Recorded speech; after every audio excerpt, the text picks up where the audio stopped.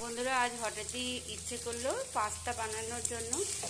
তো পাস্তাটা প্রথমে সিদ্ধ করে নিয়ে, ঘরে কিছু সবজি ছিল না, তো পেঁয়াজ আর আলু তেলের মধ্যে ভেজে নিয়েছি। একটু গ্রেট করা রসুন, আদা, কাঁচা লঙ্কা আর একটা ডিম ওর মাঝে ভেঙে দিয়েছি।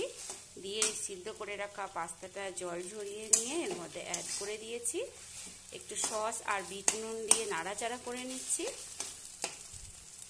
যেহেতু আদা, রসুন, পেঁয়াজ সব কিছুই পড়েছে, তাই খুব সুন্দর একটা ফ্লেভার বেরিয়েছে।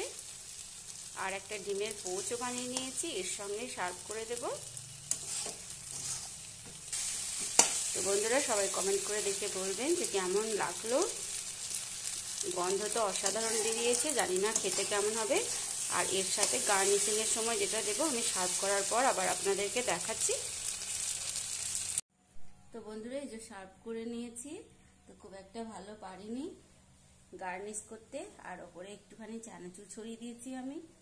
তো এতে ঝুড়ি ভাজা দিলে ভালো লাগে খেতে। তো আমার কাছে ঝুড়ি ভাজা ছিল না, চানাচুর ছিল, সেটাই আমি খুব সামান্য পরিমাণ ওপরে ছড়িয়ে দিয়েছি। তো কেমন লাগলো অবশ্যই কমেন্ট করে জানাবেন। আর আপনারাও এইভাবে বানিয়ে খান, আশা করি খুব ভালো লাগবে। তবে আজ এই পর্যন্ত, আবার দেখা হচ্ছে পরের ভিডিওতে। সবাই খুব ভালো থাকবেন, সুস্থ থাকবেন। ধন্যবাদ।